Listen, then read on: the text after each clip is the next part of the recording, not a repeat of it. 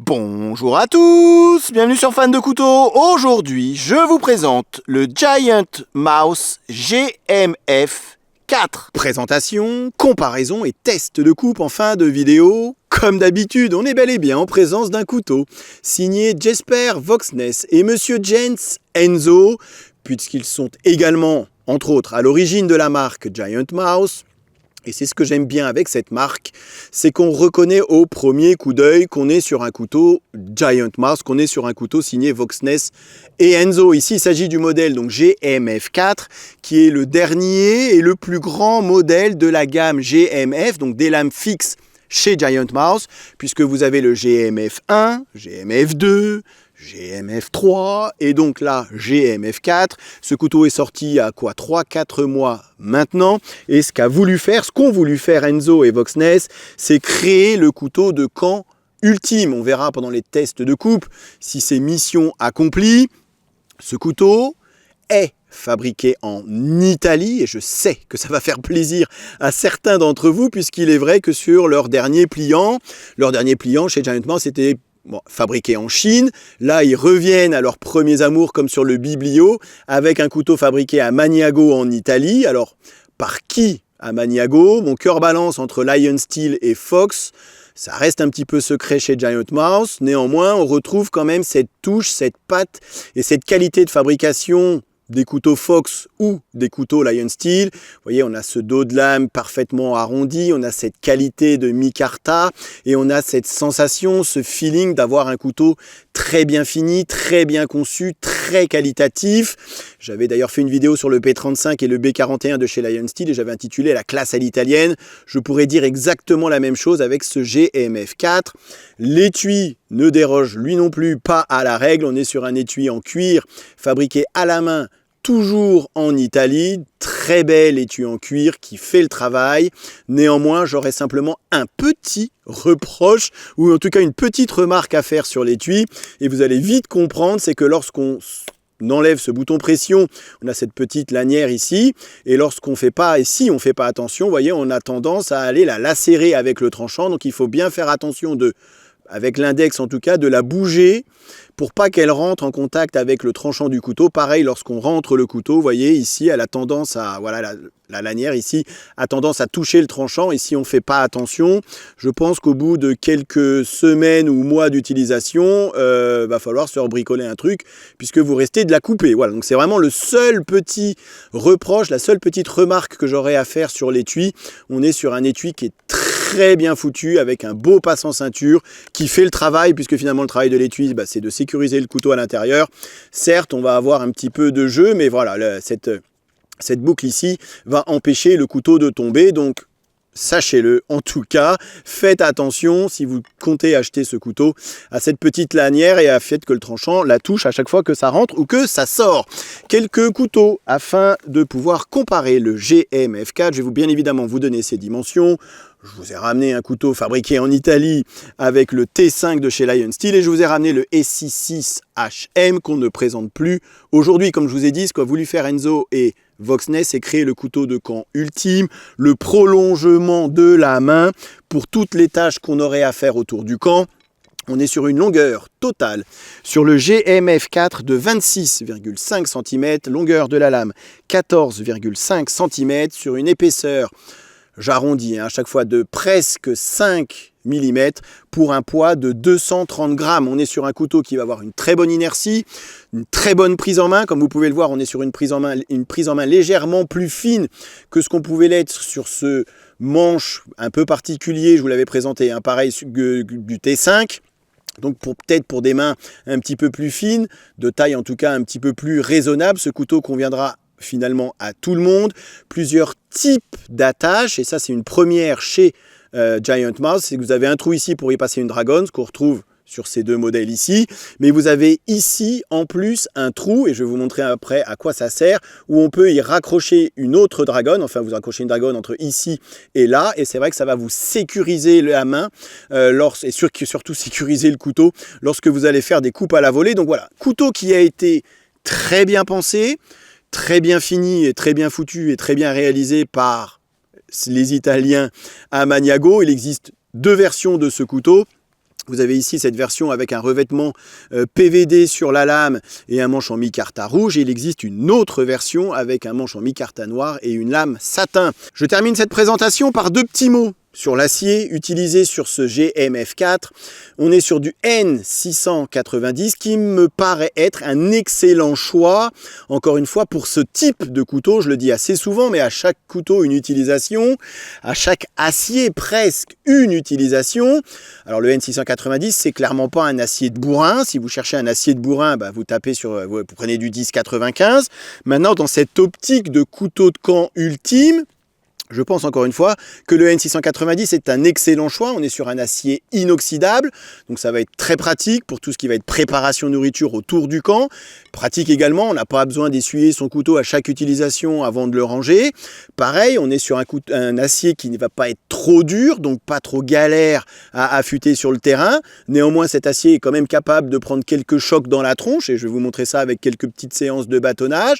On va être sur un tranchant qui va être également moins sujet aux accros, vous savez, aux petits accros qu'on pourrait avoir sur des aciers plus durs comme du M390. Donc, encore une fois, dans cette optique et dans ce qu'ont voulu faire Enzo et Voxness, c'est-à-dire le couteau de camp ultime, je pense que le N690 est un excellent choix d'acier. On est bien d'accord qu'une scie est bien plus pratique pour scier et couper du bois qu'un couteau, peu importe la taille du couteau. Maintenant, si on n'avait que ce GMF4, en serait-il capable? Je vous ai passé la Dragon ici avec le petit trou qui est fait exprès, avec l'autre trou à l'arrière du manche. Ça marche comme ça, donc comme ça, le couteau est bien sécurisé à l'intérieur. Vous savez que souvent, je n'utilise pas de Dragon pour ce genre et ces coupes à la volée. Ici, j'aime bien ce type d'attache Dragon, puisqu'effectivement le couteau est sécurisé, et c'est que sur le papier, surtout si jamais avec la Dragon que vous mettez à l'arrière de votre couteau, la Dragon se bloque, imaginons sur une branche, et que vous tiriez, vous avez la main effectivement qui pourrait glisser sur l'avant du couteau et vous trancher la main. Ici, la main est sécurisée, que ça soit vers l'avant ou vers l'arrière. C'est un peu l'idée qu'il y a avec ce type de Dragon et ce type de prise en main. Et là, on va voir que même s'il ne fait que 230 grammes, avec ce type de prise en main et ce type de Dragon attaché comme ça, le couteau ne bouge pas. Et c'est vrai que ça nous en offre beaucoup. Et par rapport à la taille du couteau, on n'est pas sur une machette, on n'est pas sur un ici Hunglass, on n'est pas sur un TRC Apocalypse, on est sur quelque chose de plus petit, mais réellement efficace, avec cette prise en main. Vous voyez comme ça rentre.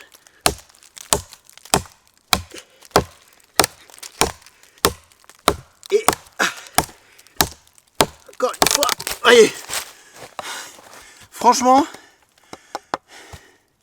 très efficace. Vous avez cette autre technique également pour couper une bûche. Encore une fois, si vous n'aviez qu'un couteau sur vous et si vous n'aviez que le GMF4.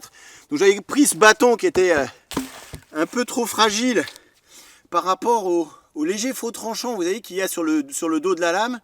Donc ça, c'est plus un côté esthétique que pratique, puisque voilà, si on veut taper sur le dos du couteau, sur le dos de la lame, ça va avoir tendance à péter votre bâton. Donc j'en ai pris un bien plus costaud. Là, c'est le couteau qui lâchera avant le bâton. Mais c'était pour vous montrer également que cet acier, le N690, même si je ne vais pas le considérer, vous voyez, comme un acier de bourrin, est tout à fait capable d'encaisser ce type de choc. Et c'est également cette technique, une manière de couper une bûche en deux.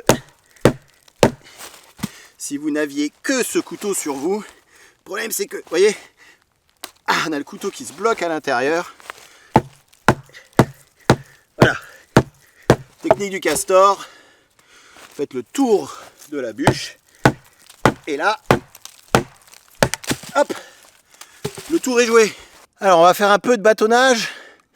Même si c'est vrai que c'est pas forcément recommandé avec un couteau, vaut mieux une petite hachette. Maintenant, si on avait que ce couteau autour de camp et qu'on souhaitait faire un petit peu de refente, en serait-il capable? C'est vrai qu'on est sur une pointe et je ne vous l'ai pas montré. On est sur une pointe finalement assez fine ici, donc non pas que ça soit plus fragile, mais peut-être faire un peu plus attention que sur certaines pointes un peu plus costauds. Donc on va essayer. Vous voyez, j'ai pas pris une bûche exagérément grosse. L'idée c'est pas de péter le couteau, hein, encore une fois. C'est de vous montrer les capacités. Ah là, le bois est sec, hein, quand même. Voilà. Je sais pas si vous avez remarqué, mais vous avez un léger talon dépassant ici, ce qui va permettre de replacer le couteau, en tout cas de taper sur le talon du couteau sans abîmer le micarta, sans abîmer le manche. Ça, c'est plutôt bien vu. C'est ce qui me fait dire, hein, qu'on est sur un couteau qui est très bien pensé. Bon là, encore une fois, j'avais pris un bâton peut-être un peu trop fragile, mais c'est vrai que là, on est sur du bois qui est hyper sec. Hyper sec. J'ai peut-être un petit peu peur pour le couteau là. Voyons voir. Il n'y a pas beaucoup de pointes, hein, qui dépassent. Je vais taper dessus. Je vous fais tout en direct, hein. Je vais taper dessus comme ça pour replacer le couteau. Voilà. Encore une fois, hein, certains vont dire ouais, le bâtonnage sur un couteau, c'est pas fait pour. On est d'accord. Maintenant, si vous aviez que ce couteau sur vous, serait-il capable de faire un peu de refente? Là, putain, c'est dur. Je sais pas si vous allez voir, mais la lame, elle est légèrement, non pas tordue, hein, mais légèrement déformée.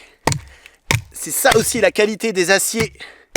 Voilà, des aciers pas trop durs, c'est que ça permet à la lame d'avoir une certaine flexibilité comparé à des aciers trop durs et donc trop cassants. Qui dit couteau de camp dit aussi un peu de préparation nourriture, et ce couteau est juste génial pour tout ce qui va être préparation nourriture. Bien évidemment, ça ne remplacera pas un couteau de cuisine, mais vous voyez ici, ils ont creusé légèrement les plaquettes micarta, ce qui fait qu'on peut se rapprocher au plus près du tranchant et avoir cette prise en main, on dit pinch grip en anglais, cette prise en main où on pince le couteau, on pince la lame entre ses doigts, ce qui nous permet vraiment d'avoir un contrôle maximum de la lame, et on a une prise en main, alors c'est pas une prise en main couteau de cuisine, mais ça s'en rapproche, et pour ça aussi, ce couteau est juste génial à utiliser. Donc travail autour du camp, un peu de préparation nourriture, ça va avec. Et ce couteau a été pensé comme ça. Et comme il n'y a pas que le saucisson dans la vie, vous allez voir qu'avec une lame quand même bien plus robuste qu'un couteau de cuisine, on est tout à fait capable de se faire une petite soupe et de couper ce type de légumes. Il est vrai un petit peu dur à couper avec un couteau de cuisine et une lame assez fine.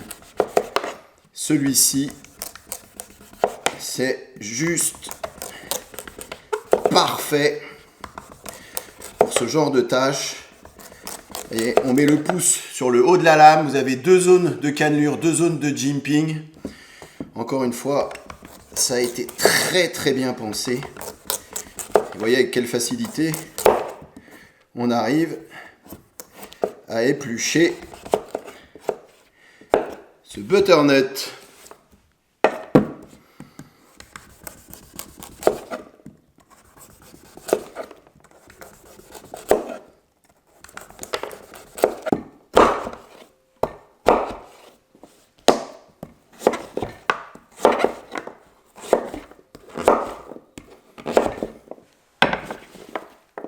Alors c'est vrai que quand on parle de travail autour du camp, c'est pas forcément que du gros bâtonnage, et je vous cacherai pas qu'à un moment donné, j'ai eu un petit peu peur pour la pointe du couteau lorsque j'ai tapé là sur cette bûche qui vrillait un petit peu. Je pense qu'on a atteint un peu les limites de ce que ce couteau est capable de faire. Mais quand on parle de petit ébranchage, c'est généralement ce qu'on fait autour d'un camp lorsqu'on arrive sur un, voilà, et qu'on veut s'installer et qu'on veut et enlever les petites branches qui nous gênent autour. Et sachez en tout cas que ce couteau, pour ce genre de tâche, il est juste parfait. Je ne vous ai pas montré ça, mais vous avez une ergonomie qui a été pensée remarquablement. Vous avez ici, vous voyez, cette encoche pour que l'index vienne à l'intérieur. Et ensuite, les 3 doigts qui viennent tout naturellement se caler à l'intérieur du manche. Mais vous pouvez, pour les coupes à la volée, et c'est ce que j'aime beaucoup sur ce couteau, c'est ces différents types de prise en main. Vous reculez légèrement, vous êtes sur une prise à 3 doigts et demi, 3 doigts. Mais le couteau, vous avez vu, j'ai enlevé la dragonne, ne bouge absolument pas. Et du coup, vous allez avoir un peu plus d'inertie pour tout ce qui va être, voilà, coupe à la volée, un peu débranchage autour du camp. C'est très confortable, 0 vibration, ça fonctionne très bien, 230 grammes. C'est pas trop lourd, c'est pas fatigant, on sent pas un couteau exagérément lourd, vous voyez, qui peut à la longue nous fatiguer. C'est hyper maniable, c'est hyper équilibré, c'est hyper confortable, une excellente ergonomie. On connaît hein, le talent de Voxness et Enzo. Et là, ils nous ont montré réellement ce qu'ils savaient faire dans un couteau de camp. Généralement, on est plus sur des pliants avec eux, enfin en tout cas j'étais plus sur des couteaux pliants avec eux et c'est vrai que là je suis conquis par l'ergonomie, le confort, voilà, c'est un couteau finalement, vous allez me dire il n'y a rien d'exceptionnel, on a un faux tranchant sur le dessus, une lame de 14,5, mais on a ce confort, on a cette petite ergonomie, on a cette qualité de micarta, cette qualité de construction. Ici, le fait que ça soit tout arrondi sur le dos de manche, que ça soit tout arrondi ici également. On a ce confort de manche et ce plaisir de couper. Voilà, j'ai envie de trouver des bâtons, j'ai envie de couper. On n'a plus envie de s'arrêter, on a réellement envie d'aller se construire un camp, même si ce n'est pas le programme de la soirée aujourd'hui. Mais voilà, on a envie d'aller couper, on a envie de s'en servir et c'est agréable et c'est plutôt... On en retire en tout cas une réelle satisfaction à utiliser ce GMF4. Vous aurez forcément remarqué cette encoche ici, ce finger choil, si souvent critiqué sur la chaîne. Et c'est vrai qu'en général, j'en vois pas l'utilité sur des petits couteaux pliants ou sur des petites lames fixes. Là, ok, je comprends pourquoi ils y ont rajouté cette encoche afin qu'on puisse y mettre l'index et elle est suffisamment grande pour que l'index il soit bien calé en toute sécurité. Et du coup, on est très proche du tranchant. Et c'est vrai que pour tout ce qui va être petite tâche où on a besoin d'un maximum de contrôle du couteau, ici, sur ce type de couteau, avec cette longueur de lame, je vois un réel intérêt à ce finger choil et à cette encoche pour toute la réalisation de petits copeaux, de feather stick. Effectivement, on a un très bon contrôle du couteau. On garde derrière une très bonne ergonomie. Encore une fois, j'insiste sur cette ergonomie. Vous voyez, j'ai le majeur qui vient dans l'encoche ici. Les 2 doigts à l'arrière, l'index bien calé dans l'encoche. Et là, c'est hyper confortable. On a encore un tranchant qui est tout à fait capable de faire ce genre de tâche. Le fait qu'on soit sur un dos de lame également légèrement arrondi, comme savent le faire les Italiens, ça participe également au confort qu'on a sur ce genre de tâche. Et là, on est réellement dans ce que je peux appeler un couteau polyvalent. Encore une fois, capable de faire presque tout ce qu'on lui demande. À la fois des tâches un peu compliquées comme du gros bâtonnage, à la fois des coupes à la volée sur quand même de la bonne bûchette, hein, sans trop de difficultés et sans trop de fatigue, et à la fois des petites tâches comme ici, des petits copeaux, voilà, si on devait s'allumer un feu, ça fonctionne super bien. Je ne vous ai pas parlé du tarif, et là, je ne sais pas si vous pouvez le voir, mais la nuit commence à tomber, et je ne suis absolument pas rendu, j'ai mon chien qui est parti, je ne sais pas où, Baya! On y va, allez. Donc je rentre et en même temps je vais vous parler du tarif et conclure la vidéo. La version que vous avez vue pendant la vidéo, là, la manche micarta rouge et revêtement de lame PVD coûte 265 €. La version micarta noire et lame satin coûte elle 245 €. Je trouve malheureusement que c'est un petit peu cher. On n'est que, entre guillemets, sur du N690 pour l'acier, même si vous avez vu le N690 ça fait le travail. Maintenant c'est pas un acier de l'espace non plus et je pense et je trouve qu'à ce tarif de 250 €, il y a d'autres alternatives, d'autres marques en tout cas, qui nous proposent des choses peut-être un petit peu plus exotiques.